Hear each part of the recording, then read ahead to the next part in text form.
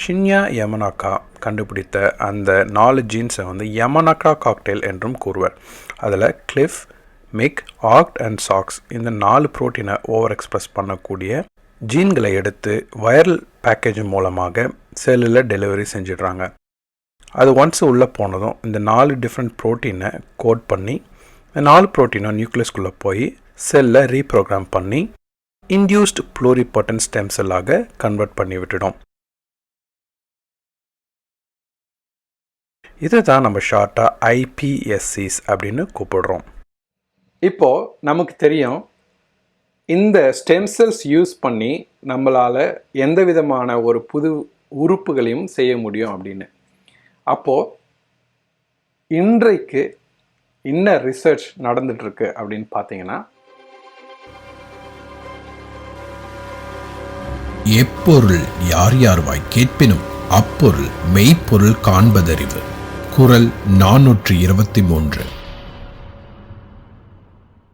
ஆர்கனாய்டு அப்படின்னா ஒரு செல்லை எடுத்து அதை இன்டியூஸ்ட் pluripotent ஸ்டெம் செல்லாக மாற்றி அதை 3D கல்ச்சரின் மூலம் பிரெயின் மாதிரியான ஒரு ஆர்கனாய்டுனா ஆர்கன் மாதிரியான ஒரு ஈக்குவலண்ட்.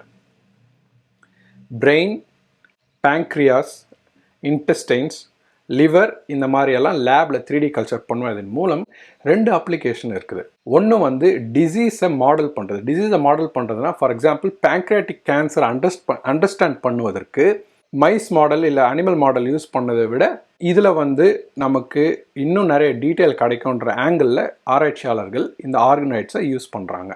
இன்னொரு விஷயம் என்னென்னா டிசீஸ் அப்ளிகேஷன். ஃபார் எக்ஸாம்பிள் இந்த ஆர்கனாய்டை யூஸ் பண்ணி, அதாவது ஃபஸ்ட்டு செல்லில் ட்ரை பண்ணுற ஒரு மருந்தை அடுத்தது ஒரு ஆர்கனிசம், அதாவது ஒரு விலங்கில் செலுத்துறதுக்கு முன்னாடி ஒரு ஆர்கன் சிஸ்டமாக அந்த உறுப்புக்கு என்ன ஆகும். ஃபார் எக்ஸாம்பிள் லிவருக்கு டிசீஸ்க்கு நீங்கள் ஒரு மருந்து கண்டுபிடிக்கிறீங்கன்னா லிவர் செல்ஸில் ஃபஸ்ட்டு ட்ரை பண்ணுவீங்க, அப்புறம் எடுத்த உடனே ஒரு மவுஸோ ரேட்டோ யூஸ் பண்ணுவோம்.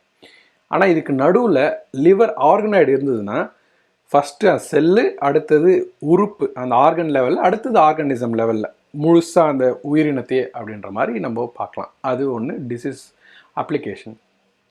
இன்னொன்று டெவலப்மெண்டல் பயாலஜி, அதாவது நம்ம எப்படி டெவலப் ஆகிறோம். ஒரு ஜைகோட், அதாவது ஒரு விந்து வந்து முட்டையில் சேர்ந்து அந்த கரு வந்து எப்படி வந்து ஒரு சிசுவாக ஒரு 4 இடையில் ஒரு குழந்தையாக டெவலப் ஆகுதுன்றத டெவலப்மெண்ட்டை புரிஞ்சுக்கிறதுக்கும் ஆர்கனாய்ட்ஸ் யூஸ் பண்ணுறாங்க.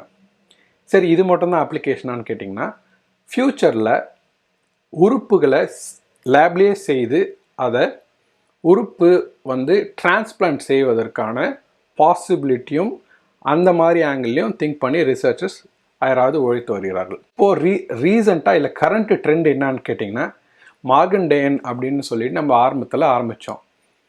அந்த மாதிரி ஸ்டான்ஃபர்ட் யூனிவர்சிட்டியில் 2020 போன வருஷம் முடிவில் ஒரு ஆய்வு கட்டுரை வெளியிடுறாங்க.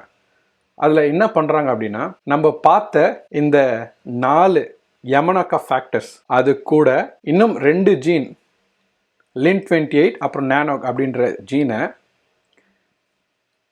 பயன்படுத்தி ஏஜிங்கை ரிவர்ஸ் பண்ண முடியும் அப்படின்ட்டு எலிகளில் சோதனை செஞ்சு காட்டியிருக்கிறாங்க.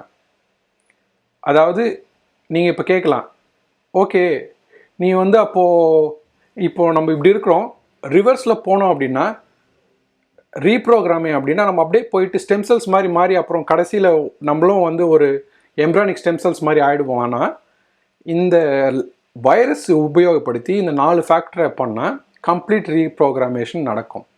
இந்த கம்ப்ளீட் ரீப்ரோக்ராம் வந்து ஒரு பாயிண்ட்டுக்கு மேலே ரிட்டர்ன் இல்லை அப்படின்ற ஒரு பாயிண்ட் இருக்குது. அந்த பாயிண்ட்டு தொடரத்துக்கு முன்னாடியே வந்து நம்ம நிறுத்திட்டோம் அப்படின்னா இந்த எபிஜெனட்டிக் சேஞ்சஸ்லாம் மட்டும் மாற்றிட்டு செல்லில் இருக்கிற டேமேஜ் எல்லாம் ரிவர்ஸ் பண்ணிடலாம். ஸோ இளமையாக ஆகிடும் செல்லு, ஆனால் அதோட ஐடென்டிட்டியே இழந்துடாது. அதாவது